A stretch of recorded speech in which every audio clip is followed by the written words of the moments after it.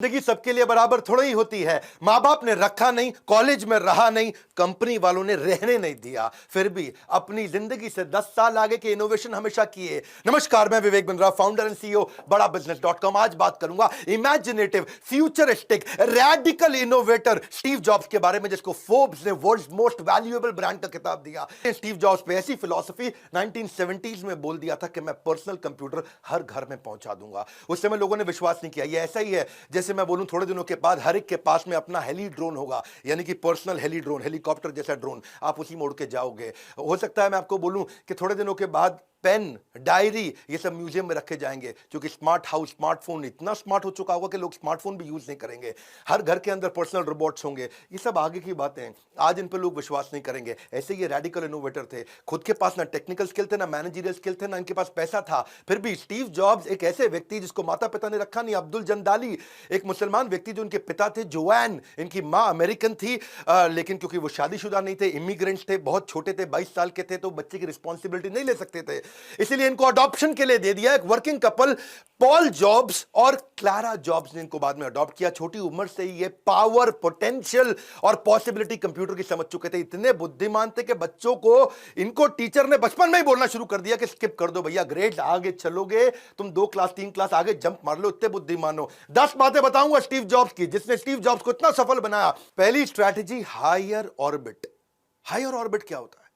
Steve jobs एक आम आदमी की तरह जीवन नहीं जीते थे, हायर ऑर्बिट पर रहते थे। इमेजिनेटिव, क्रिएटिव, प्रोडक्टिव, ये एक चेतना है। शास्त्रों में बताई गई 5 तरह की चेतना होती है। आच्छादित, पत्थर जैसी, मुकुलित, पेड़ जैसी, संकुचित, पशु जैसी, विकसित, मनुष्य जैसी, पूर्ण विकसित, एक दिव्य मनुष्य जैसी। यानी कि हर व्यक्ति इन 5 में से किसी चेतनाओं में रह रहा होता है। कुछ लोगों की चेतना पेड़ जैसी होती है, प्रोग्रेसिव नहीं होते, अटक जाते हैं, वहीं फंस जाते हैं। ये हमेशा एक पूर्ण विकसित चेतना में, हायर ऑर्बिट में जीवन जीते थे। इसको बोलते हैं differentiated higher level of orbit. लोग कहते थे ये बड़ा बेचू आदमी है, मार्केटिंग एक्सपर्ट है। बेचू नहीं था, बेचता नहीं था, सोचू था, सोचता बढ़िया था। स्टीव जॉब्स ऐसे सोचू थे कि 12 साल की उम्र में उनको एचपी के फाउंडर बिल ह्यूलेट ने समर इंटर्नशिप पर रख लिया था। आहार निद्रा भय मैथुन सामान्य मेतद पशु भी नरानाम। आहार निद्रा भय मैथुन, जो खाली आदमी खाने पीने की चिंता करता है, सोने की चिंता करता है, मैथुन की चिंता करता है, पशु भी नरानम, वो पशु जैसा व्यक्ति है। और यही बात है कि great leaders don't enjoy on physical and mental platform. Physical platform, mental platform, वो इंटेलेक्चुअल या स्पिरिचुअल, ये 4 स्टेजेस होती हैं। वो इंटेलेक्चुअल या स्पिरिचुअल लेवल पे रहते हैं, लेकिन जो केवल आहार निद्रा भय मैथुन करता है वो लोएस्ट लाइफ जीता है। उनके वैसे जो पिता थे ना, वो उनके साथ में गैराज में काम किया करते थे। सारा जीवन इन्होंने या तो जमीन पर सोते बिताया, या कोक की खाली बोतलें जाकर के दुकान को वापस देके पैसा लेके खाने का जुगाड़ करते थे।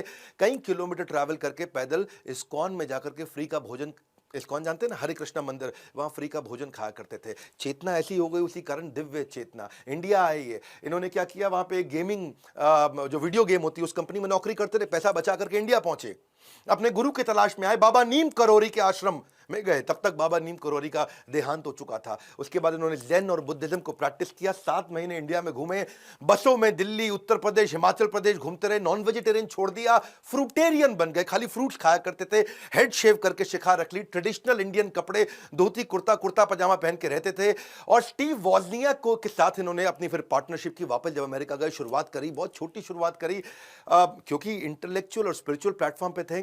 तो इन्होंने हमेशा से, बल्कि ये वही व्यक्ति थे जो को फाउंडर बने दुनिया की सबसे बढ़िया आईटी कंपनी के। शुरुआत में उन्होंने अपनी फोक्सवैगन इनके पास थी, उसको बेचा।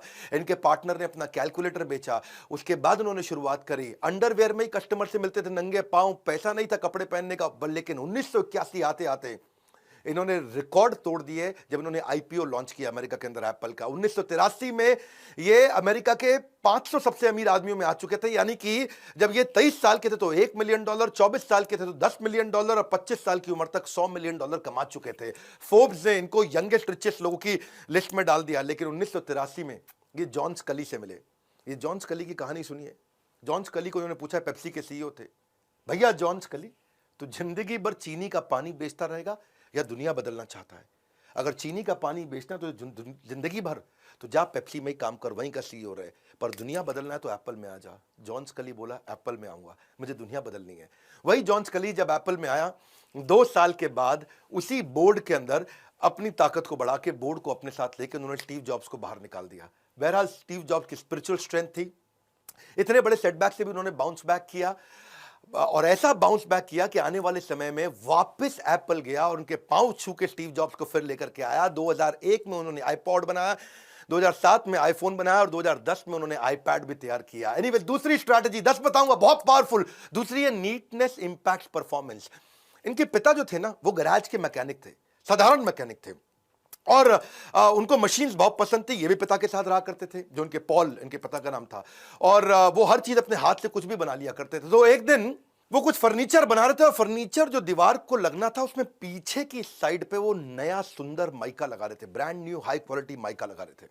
स्टीव ने उनसे पूछा कि पिताजी, पीछे इतना महंगा माइका लगाने की क्या जरूरत है, वो कौन देखेगा? और पिता ने क्या जवाब दिया कि बेटा, अगर पीछे का और अंदर का हिस्सा ठीक होगा ना, और वो अगर एक बार आप अच्छे से देख लोगे और उसको ठीक कर दोगे, उसमें नीटनेस आ जाएगी, तो दुनिया को दोबारा खोल के उसको देखने की जरूरत नहीं पड़ेगी। ऐसा ही इसी फिलॉसफी ने इनकी जिंदगी बदल दी। और ऐसा ही इनकी कंपनी के अंदर भी एक बार एम्प्लॉय फोन के अंदर बैटरी को टेढ़ा लगा रहा था और इन्होंने कहा बैटरी सीधा कर दो बेटा।